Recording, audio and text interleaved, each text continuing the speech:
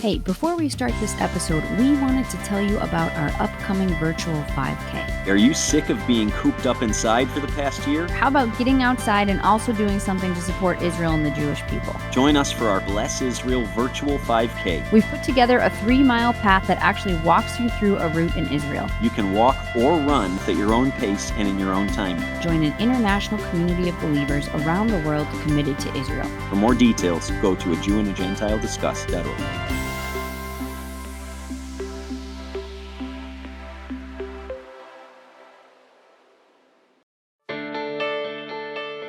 All the chapters of this mysterious book of the Bible that I'll say is the only book of the Bible, by the way, that never mentions the name of God. Yeah.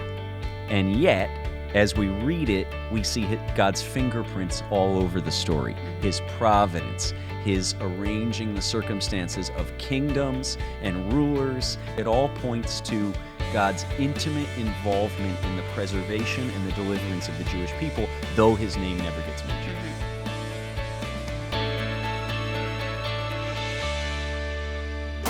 Welcome to A Jew and a Gentile Discuss. I'm your co-host, Carly Berna. And I'm Ezra Benjamin. We're a Jew and a Gentile who both believe in Jesus and believe that there's value in looking at history as well as today's world in the headlines through both a Jewish and a Christian lens. If you're listening to this podcast through your audio podcast app, we're also on YouTube this season, so please like and subscribe to us there if you want to watch us. And if you've been listening to this podcast last season or earlier episodes this season, you'll have heard us say before that lots of Jewish people celebrate or observe holidays with a lot of food, and that's no different today. We're going to be talking about the Jewish holiday of Purim, and we are also doing a Purim taste test video, so if you want to watch that on our YouTube channel. We'll be taste testing Hamentashen, which if you don't know what that is, keep listening. We'll talk about that today. But before we talk about Purim, we just want to mention that there's a way for you to partner with us. We reach Jewish communities all over the world, bringing them medical care and also the good news of Jesus. So you can partner with us on our website, ajewandagentilediscuss.org. And as a thank you for doing that, we will send you some of our Lost Tribes coffee, which comes directly from Ethiopia, where we've served those communities for over 20 years. So go ahead and get that information if you're interested. And if you stay tuned to the end of this podcast, there's a chance for you to win that coffee for free. So keep listening to hear about that. So let's discuss. Good. Well, Carly, before I jump in with my thoughts and opinions and the history on Purim, Purim, by the way, for wondering, what word are they saying? Should I turn this off? I'm not sure what's going on here. Purim, the Jewish festival or feast of Purim. What do you know about it? Or let me say, before you got involved with Jewish Voice and Jewish ministry, what did you know about Purim? Yeah, I didn't know anything about Purim and probably never read the book of Esther, actually. Really? Or if I did, it was like, when I was doing the Old Testament chronology thing, right, and it was just in there. It's just another book. Right. Yeah. So some of you listening today may be relating, and maybe that's why you tuned in. Others of you, if you live in like a major metropolitan area, especially New York or LA, every year around late February or March, maybe you see a bunch of Jewish friends or colleagues all of a sudden dress up like it's Halloween and disappear into these strange rowdy parties, and then maybe not come to work the next morning because they're feeling slightly hungover, and you're wondering what's going on. Is this Jewish Mardi Gras? Is this Jewish Halloween? Is it all of the above? Is it something else? What's this secretive Jewish feast? But it's not secretive at all, and that's part of what we're going to talk about today, Carly. Yeah, I think Jewish Mardi Gras is probably how I would have thought about it. This is totally, putting me in the millennial category here. But, looking at my old Twitter feed, right, I probably would have seen like Purim, clicked, and seen, the Mardi Gras type imagery and thought, okay, that must just be, like the Jewish Mardi Gras. Yeah. And then left the Jewish it there. Community has to have a Mardi Gras. And in some ways it is. You eat and you drink and you make merry. Why? We're going to talk about that in a moment, but I'm keeping you all in suspense. Some rabbis say on Purim, if you really celebrate the feast well, this is absolutely not biblical, but anyway, rabbinical tradition, I'll share it with our listeners. If you celebrate well, you should be so inebriated by the end of Purim that you can't tell the difference between Esther and Haman. between a beautiful queen of Persia and a megalomaniac committed to the annihilation of the Jewish people. So anyway, we're not going to go farther down that road before more of our listeners turn the programming off. Some are like, ooh, I want to celebrate. Anyway, we'll leave that alone for today. But all of those things are happening, Carly. It is a time of celebration. It's a time of rejoicing and making merry. Some people dress up like Bible characters in the book of Esther. But why? What the heck's going on? What is this all about anyway? Beyond the partying, we have to remember the message, right? I'm thinking in the Christian world, what's Christmas about? Well, it's about Santa Claus, and it's about presents, and it's about lots of things with bright red, red 40 industrial food coloring icing, and it's about candy canes. Okay, but what's it really about, right? Beyond all the tradition surrounding it. So I think we have to ask the same question with the Jewish holiday of Purim, is what's really going on here, and what was the origin of the celebration? Yeah, that's a good way to think about it compared to Christmas, because you could show any Christian, some of the different things, the Santa hat, the whatever, and they would know it was Christmas. Right. For those of you listening, you can't see this, but on the table in front of us is this, it's called a gragger. Right, but a noisemaker. Yes, it's like a rattle, and it makes noise. If a Jewish person saw this, they would probably immediately think Purim. Of course, because it's the only day of the year when you get this thing out. And get to be as loud and annoying as possible. If you are driving down the road and aren't watching us, don't careen off the highway when you hear the noise, but we'll do it for you. This is a gragger. And why are we making noise? What are we drowning out? More on that in a moment. Yeah, actually, when I was working, when I first started working at Jewish Voice, we often would do plays on Purim. And so that's really how I learned about, the story of Esther and using the gragger. Sure. And so that was really my introduction into it, though I was like, wow, I have no idea what's happening. And everyone's shouting and doing things accordingly. Saying ooh when they hear Esther and doing the grogger, drowning out the name of Haman, but what's really going on. Right. And I appreciate what you said about the play, because the whole idea with Purim, actually, in a way, Carly, with many Jewish holidays, is that you're telling the story to your children, because you're passing on the history of our people, not just the traditions, but the actual historical, biblical history of God's involvement in the history and the destiny and the preservation and protection and deliverance of the Jewish people with your children, so that they can tell their children, and on it goes. This is so much a part of the Jewish faith and Jewish identity, whether you're religious or not, is the idea that you're passing on this identity, this rich heritage, this history to your children, and then they pass it on to their children, and on it goes. So the telling of the story, some of you may have heard the expression, the whole Megillah, right? If you're from other parts of the country, you say the whole enchilada, but it's the same idea. I'm going to give you the whole Megillah, or, spare me the whole Megillah. Especially if you're from New York, I can almost guarantee you've heard this if you're in the metro New York area. But what does that mean? And it's actually related to doing things like a Purim play, because Megillah in Hebrew literally means scroll. And you don't say the book of Esther in Hebrew. There's books of the Bible, but you actually say the scroll of Esther, Megillat Esther. And so the whole Megillah is actually something that's become very familiar in American Jewish language, or even American English, but it comes from the telling of the story of Esther. So when you say the whole Megillah, you're saying originally the whole scroll of Esther. And in fact, in most Jewish communities, even though people are in costumes dressed up like biblical characters, or whatever they're going to dress up as, gathered together to celebrate Purim and have a Purim party, what is generally happening, other than eating these cookies we'll talk about, as the most common Purim tradition, is sitting down at some point that evening and reading the Megillah, reading the whole Megillat Esther, reading the whole scroll of Esther, all the chapters of this mysterious book of the Bible that I'll say is the only book of the Bible, by the way, that never mentions the name of God. Yeah. And yet, as we read it, we see God's fingerprints all over the story, his providence, his arranging the circumstances of kingdoms and rulers, and the people those rulers invite to rule with them, like Queen Esther, and just all the details, people being woken up in the night, prompted to read something that they had forgotten about years before, the irony and the twists of fate and the humor, it all points to God's intimate involvement in the preservation and the deliverance of the Jewish people, though his name never gets mentioned. So Purim it's like a remembering of the book of Esther. Yeah. And so the Jewish people are, like you said, reading it, going through it. Sure. Often, sometimes there are plays. We mentioned the graggers. So there's kind of three main characters, would you say?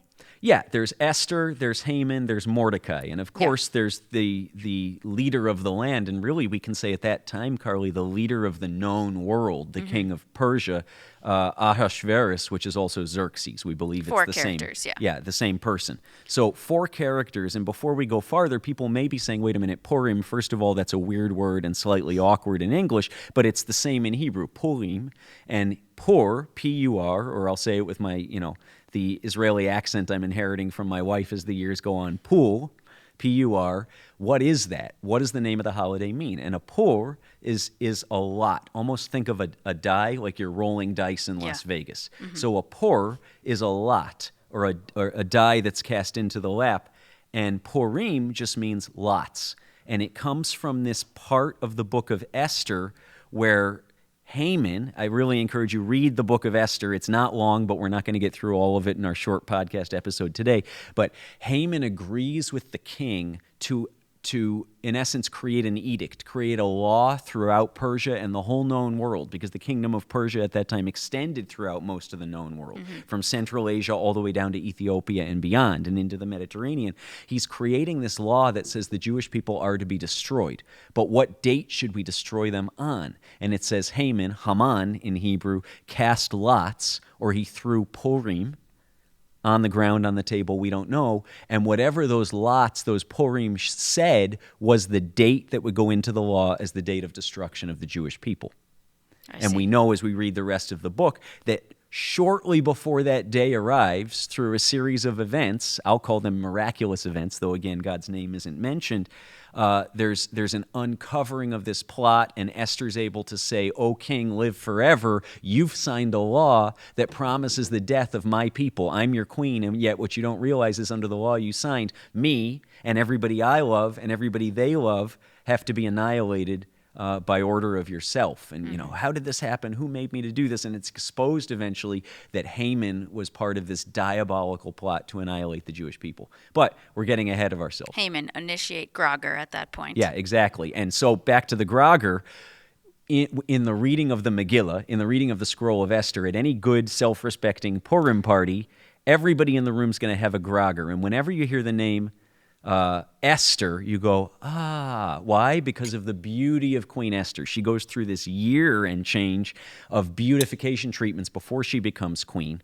And then Haman shows up on the scene later in the story, and because he's really the villain of the story and this one who's responsible for the plot to annihilate the Jewish people, out of envy and resentment of the credit that Mordecai got in the eyes of the king, frankly. So out of envy and resentment of a Jewish man, Haman plots to annihilate the Jewish people, and because he's such a villain, we actually blot out his name with none other than the grogger. So whenever you hear Haman at a Purim party, whenever it's read in the reading of the book of Esther, everybody goes, boo! And you make this, I'm not doing it very well here. That's why I never played baseball, but I used to be able to do it when I was a kid. So you hear Haman, Haman, boo! And you drown out his name. And that's actually a really ancient Jewish tradition where when somebody's cursed, I mean, hopefully you're not cursing a lot of people, but if you want or feel that you need to curse someone, you say, may their name be blotted out.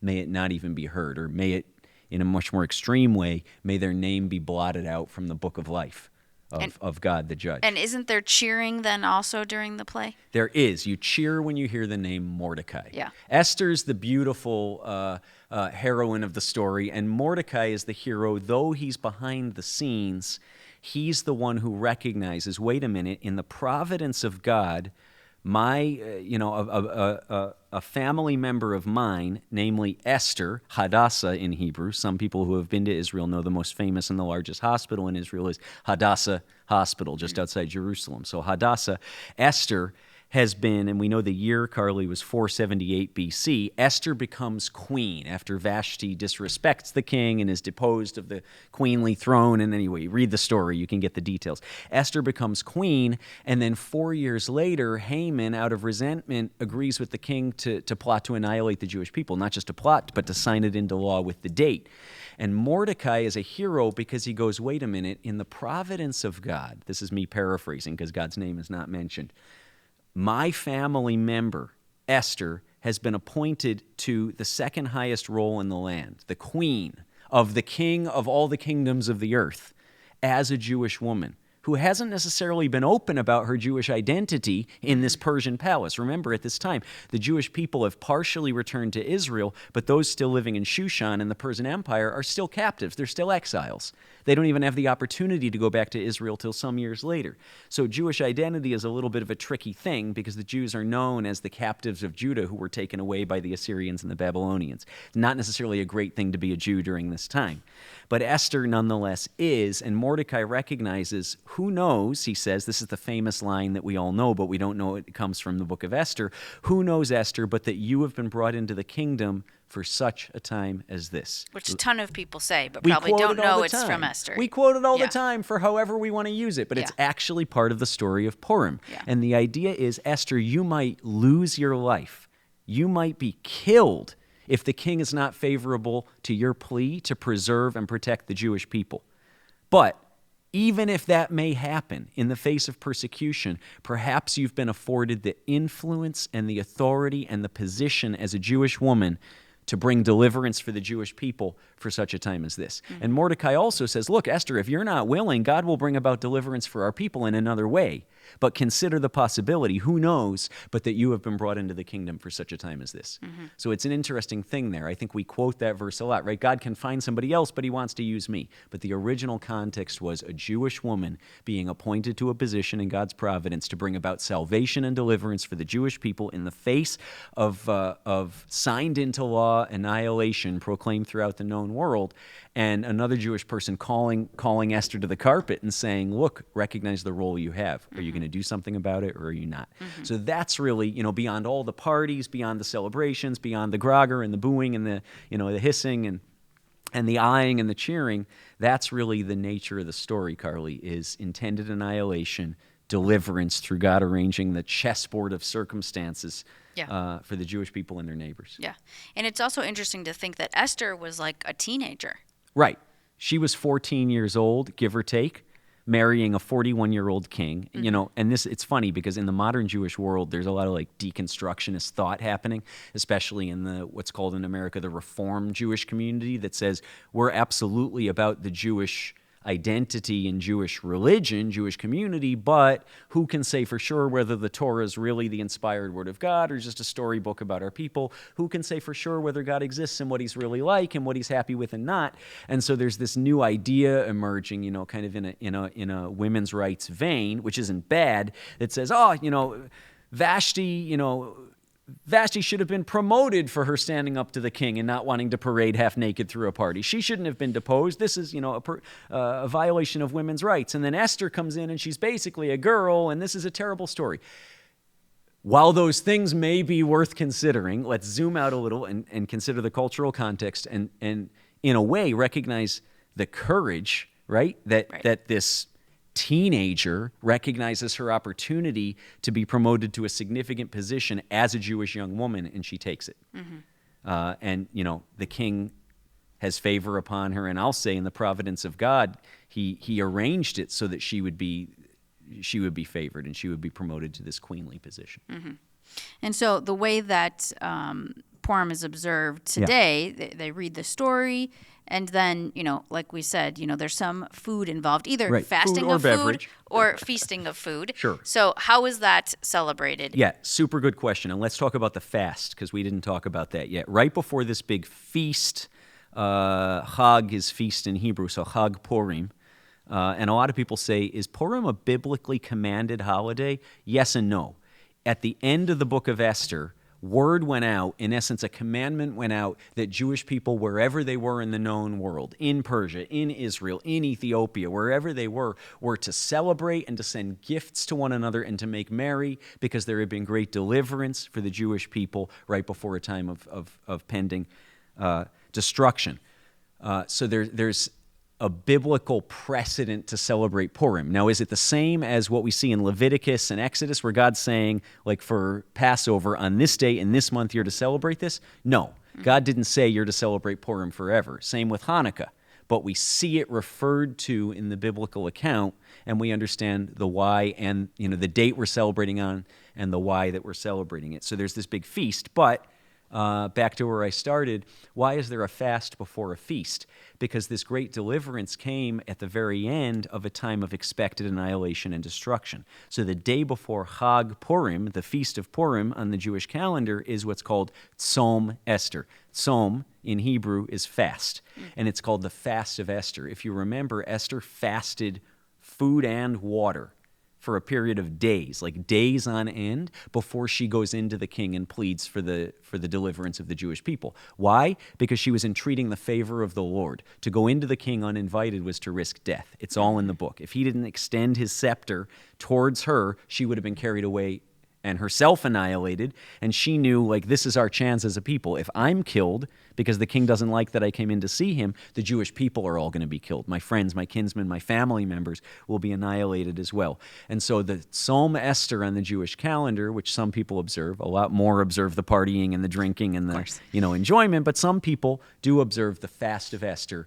and it's to, in essence, engage with a feeling of desperation for pending destruction of the Jewish people. Only for Purim, 2,500 years ago? No. I think we can look throughout history, Carly. We talk about this in other podcast episodes. Purim is almost like a prototype for what ends up being a repeating pattern of right before there's great deliverance for Jewish people, there's intended annihilation. Right before the fullness of time came so that the state of Israel could be birthed, the Holocaust happened. Right. Because the enemy was threatened by what God wanted to do with the Jewish people. Here, right before all these Jewish people are returned, according to what Jeremiah promised, God promised through Jeremiah, 70 years are up, Jewish people return to the land of Israel. The enemy is threatened by that because he doesn't want God to be worshipped and he doesn't want Jewish people to be worshiping him. So again, works through government leaders, namely Haman, to try to annihilate the Jewish people. The Spanish Inquisition, the Russian pogroms, the pogroms. We see this happen over and over throughout history. And so the fast of Esther on the Jewish calendar remembers not only intended annihilation and deliverance historically, but it also is a way for us to engage with God and say, we see in the scriptures, and I'll say in the New Testament scriptures, even in a day to come, it's not good for the Jewish people before Jesus returns. And so we're fasting to say, Lord, in the face of intended annihilation, would you deliver us again? You've been faithful to deliver us. Would you do it again? So fasting to feasting. So is the fast 24 hours? Yeah, it's about 24 hours. Okay, like sundown to sundown. Yeah. And some people maybe will do 3 full days, like in the story of Esther. But yeah, generally it's 1 day of fasting. Ultra-religious may also fast food and water. The only other time on the calendar that happens is usually the Day of Atonement, Yom Kippur. Okay. So it's a very solemn experience, knowing that a celebration's coming, but engaging in the difficulty of continual intended annihilation of the Jewish people. So then when I think of the feast or the food, I think of these cookies that I've heard two things. One, they're the shape of Haman's ears or perhaps the shape of Haman's hat. Yeah. They're triangles, different flavors. That's the hamantaschen. Hamantaschen. So that sounds like kind of a fancy, almost like Germanic, Slavic word, right? So where did it come from? Well, the idea of making cookies shaped like Haman's ear, it later became hat, but Haman's ear, and in Hebrew you say ozne Haman. Ozne is the ears of Haman. Okay. So a cookie shaped like a triangle in the shape of an ear. Well, where did that come from? Haman was hanged in in a public square. Why the ears? Well, when the tradition developed, it was in Roman culture where you would typically cut off someone's ears either right before or right after executing them. Why? I don't know. Maybe it was like a shame thing, right? We remember in the gospel accounts, Peter cuts off the ear of a soldier and Jesus heals it, which is a pretty incredible story we'll talk about another time. But the idea of this shaming one who should be or who will be executed by cutting off his ears. So Oznei Haman probably comes from a Roman culture interpreting Jewish history, a Jewish man living in the Roman Empire, interpreting Jewish history, going, okay, well, let's talk about the execution of Haman as cutting off his ears. So enter Oznei Haman. Now, what about Hamentashen? How do we get the Tashen part? Interestingly, like you said, the cookies can be made out of jelly. They can be made out of, icing. They can be made out of poppy. Originally, poppy, the word for poppy was montashen. So Oznei Haman, made out of montashen, hamantaschen, Hamentashen. And there's your Jeopardy answer for the day. What are hamantaschen, Alex? That's anyway, I'm dating myself. We used to watch Jeopardy. But that's the cookie, and it's to remember that not only did God save the Jewish people, he wiped out the enemy of the Jewish people. Got it. So it's like a big party, though. I mean, the Totally. Hamentashen is there, but you it's totally go into a pre-diabetic coma with the Yes. Hamentashen. Yeah. You eat, drink, and be merry. You drink whatever you're going to drink, depending on your tradition and how much or little you want to remember Purim the next day, and you make merry. But all of it's a celebration of, once again, God delivered and preserved the Jewish people from certain destruction. And for those Christians listening, is Yeah. this something that they are invited to participate in?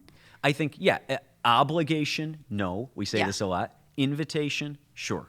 I think totally, if you want to go to a Purim party and you know a Jewish friend or family member, invite yourself, or maybe they'll invite you. Or, you can just be passive-aggressive and say, hey, I saw your Purim pictures last year. They popped up on my memories. How was that party? It looked fun. And try to get yourself invited, whatever. Yeah. But, I would say it's a fun time. And, God promises to preserve and protect and to care tenderly for all who call upon his name, Jew and Gentile alike.